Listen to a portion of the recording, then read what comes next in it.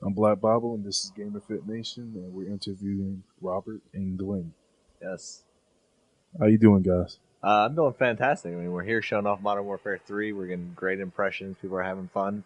Can't ask for more than that. Yeah, I love being back in New York, and I appreciate you guys coming out and checking out the game. I appreciate being here. Modern Warfare 3 is considered, like I said right before, the most powerful multiplayer game ever. I mean, its epicness reaches to the stars. So that's the biggest compliment I could give you. Yeah, I mean, exactly. So tell me about a little bit about Modern Warfare 3 storyline. Well, Modern Warfare 3 picks up hours after Modern Warfare 2. So DC was burning. The war is now escalated up the eastern seaboard, which you've seen a little bit here today. You're seeing battles in the streets of Manhattan and the harbors of New York, but it's also jumped globally. It's all across Europe. I mean, we're taking it out of the outskirts into the heart of major cities. New York, Paris, London, Berlin, parts of Africa, the Himalayas. It's really going everywhere, and you're following several perspectives throughout the entire conflict. Yeah, I mean, people have been playing the series Modern Warfare for a few years, and we wanted to make sure that this story paid off on all the investment that they put in the last few years in that story, so that you feel like, wow, there's some finality in some of the characters and some of the storylines and plot lines here.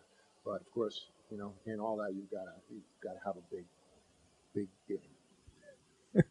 I mean, playing Modern Warfare, I'm seeing that, as you said, we follow different perspectives of different soldiers across the world, and so essentially, you just conducted World War III in the video game, and it's also, and then we're also taking it where it's actually on, actually U.S. soil, so it's very impressive. I mean, I'm looking at it. We open up under the, in the tunnels of Manhattan underwater with, you know, exactly. I mean, I was pretty, blown away by that. I mean, you guys do a great job, really pushing the boundaries on as far as from part two to now. Or is it three?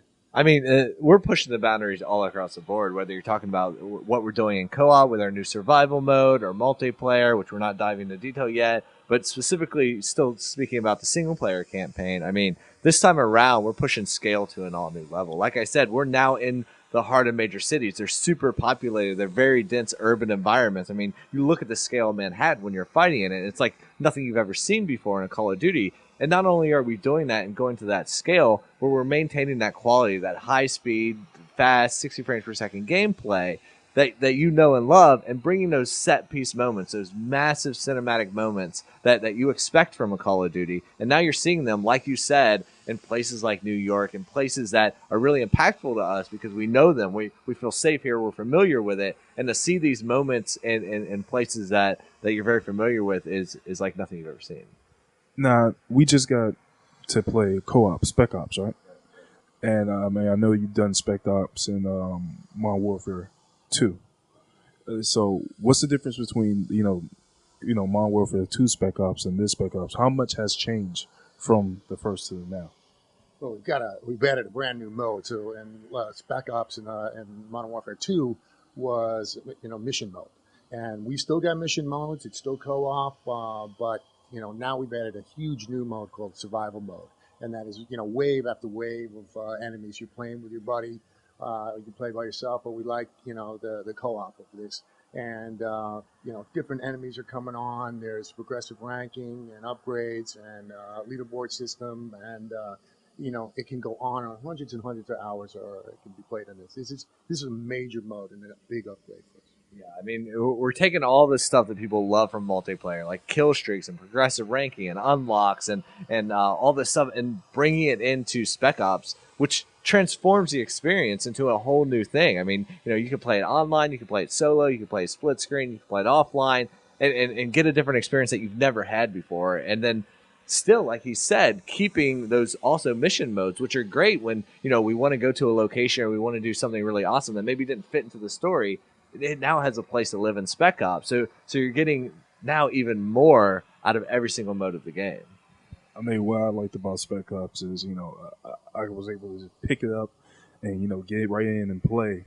And, I mean, and you guys get really crazy with it. I mean, first you get, regular soldiers, then you get suicide bombers, and then suicide dogs. I was like, Really challenging, right? That's what we want to do: challenge the player, keep you going. Right? It's kind of addicted. I want to get in there. I want to play. I want to beat you. I want to let's do this together too. So it's just keep going and going. We've been talking about having to shut it down at the studio so we can get the game done. all right, so you know what? Tell me about multiplayer. What's the jump between Modern Warfare 2 and now with multiplayer? I mean, I know you can't tell me too much, but you know that's what people care about. I mean, especially with you guys being who you are. Oh, I know. I mean, multiplayer is massive, and we know that our fans have huge expectations. I mean, coming off of Modern Warfare 2, all I can say right now is we're going to have a big reveal in September. We've been listening what our 30 million players have been saying online about what they love, what they want to see more of, bringing back the stuff they love, and really focusing on that feedback to make sure that we're delivering on the expectations they have on us and that we have on ourselves. Keep trying. All right, you know what? All right, well, how about this? Tell me about weaponry. I mean, In general, I mean, we're adding a lot of new really cool weapons to Modern Warfare 3 that you're going to see throughout every mode: single player, spec ops, and multiplayer. Oh, okay. And we're bringing back classic favorites. I always like to say that we're bringing back the Call of Duty 4 version of the MP5, as well as keeping the MW2 MP5K. And I mean, to the super hardcore guys, that means a lot because we all have our favorites of little nuances of the weapons we like and the personalities they have. So we're listening to that, bringing back, but adding in a lot of cool new features. Like we have a dual scope feature that you might have seen in the streets of Manhattan that allows you on the fly to switch out the scope that you're using. So if you're in the open streets taking guys out at a long distance, you're using a magnifying scope.